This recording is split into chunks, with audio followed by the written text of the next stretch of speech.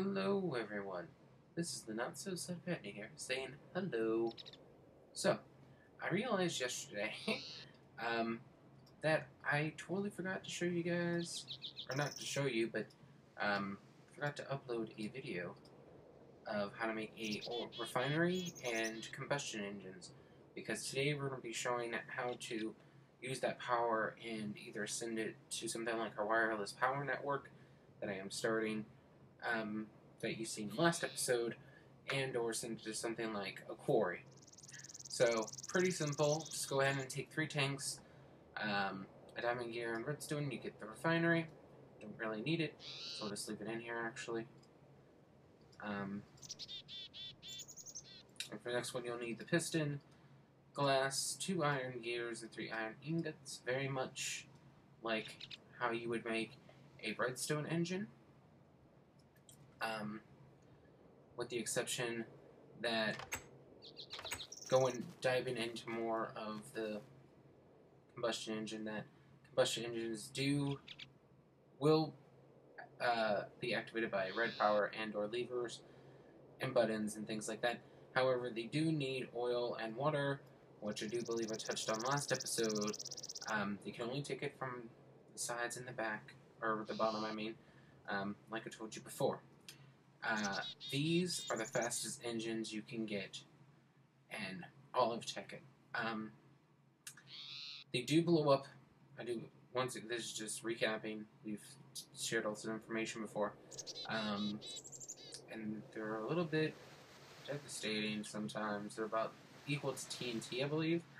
But as you can see here, this is reinforced stone, and even with the dark matter pickaxe, it does take a second. This is the oil refinery. You do have to pump oil, or it's a refinery, you do have to pump oil into it, and then from there it will make fuel, which is yellow. These little things right there, that little purple thing, will go up and down and all that, show when it's working. Obviously this tank that's hooked up to right now is currently empty, and this is full, so there won't be any need for this to refine anything else for a little bit, because this whole tube is full and so are my engines, all of them, so that won't really be a problem. It does take quite a bit of energy though. I had it running only on energy wirelessly from the geothermal generators, and I had 4 of them, and it took still some time. Let's go ahead and put this stuff on my bar. Just to let you know, you're going to have to use pipes for this, just like before. You need to use the wooden pipes to get the energy, gold pipes to send it to places. Now, something that I didn't go over in the video, because like I said, it's been a while, so planning out that video was not something that I did. It was pure cut raw. So, but it still got the basics through. What the high voltage generator does is, we could attach one here, by the way. I'm not sure if you attach it. What it does is convert Minecraft joules, which these engines generate, into EU. And depending on which engine you make, depends on how much power it will generate. And I'm not sure what channel I put them on. But I do have a quarry, so we're gonna go check that out real quick. Oh, actually, no, we're not. I remember the channel now. Teehee. This is gonna be a fairly short video, guys. Just wanted to tell you what all this stuff was about and show you how to hook this up. Now, I believe I have it connected to 45. No. 33. There it is, I think. Maybe. I'm gonna go check. So, hold on 1 second for me, guys. I don't want to drag you all the way out there, but yes, hold on. Okay, yes it is. It is channel 33, not like that really matters, because you can set it to whatever channel you want it to, as long as this one's on false and the other one's on true. Now, you may notice that there's not a red line going through here, or a blue line.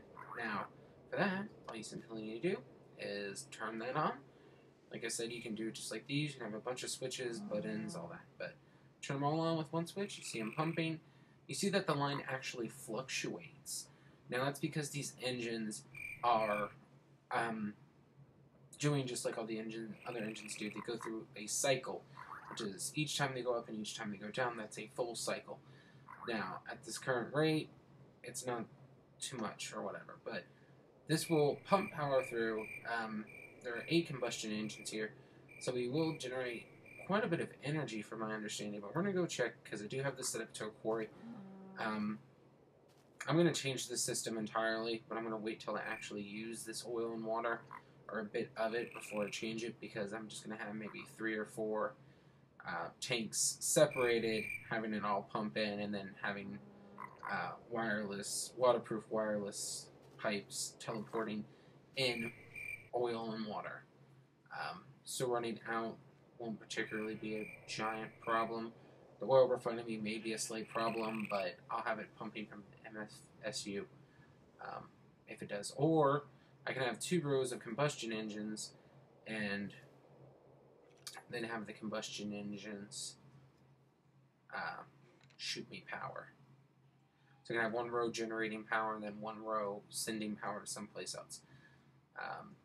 If I'm explaining, let me try to explain that better. So I'm going to have 1 set of combustion engines giving power to the other set of combustion engines that are then generating power for something else, is what I mean.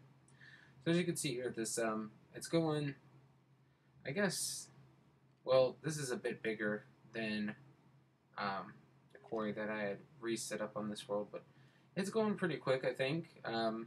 We're not going to really run out of fuel for a little bit, and if it does, we can always refine more, which I'll have to hook up and show that, or I won't show that, but I'll have to do that at a later time.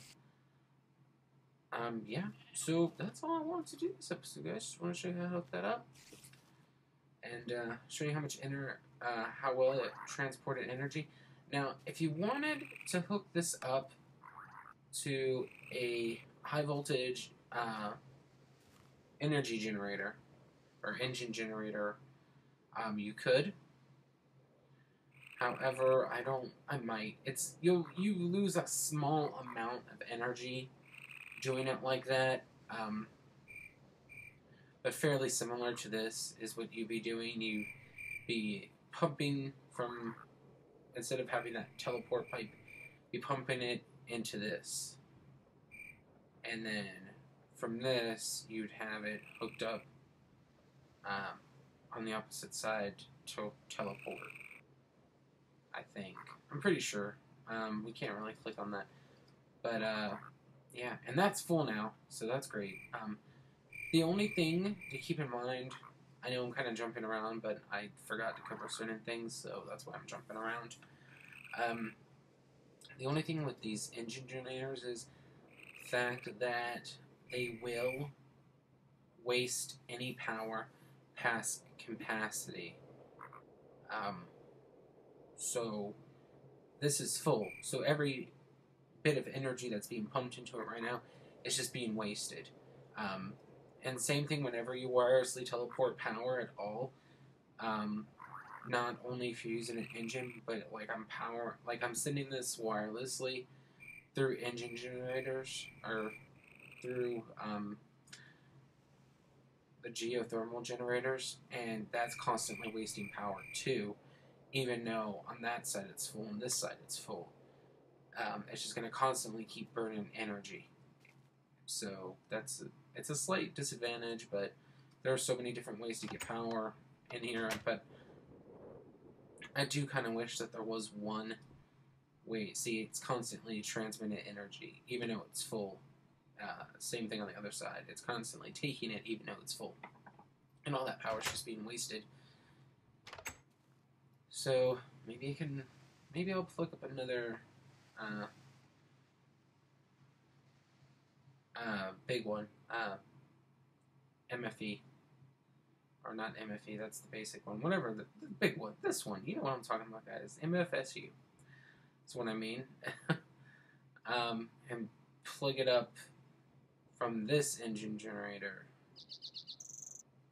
and put it like here or something, and then use that, have this energy here for the base, and then have that MSFU transmitting for power to other places.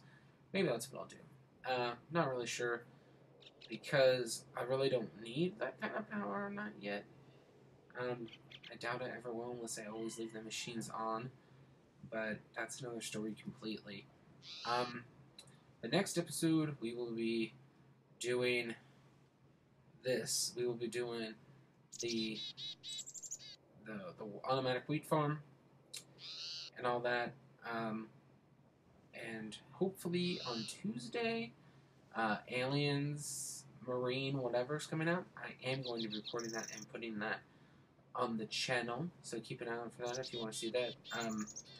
Aliens is a great movie. We'll get more into the history of the movie, and the game, and what to expect and all that once we get there. I do believe it's going to be a full walkthrough.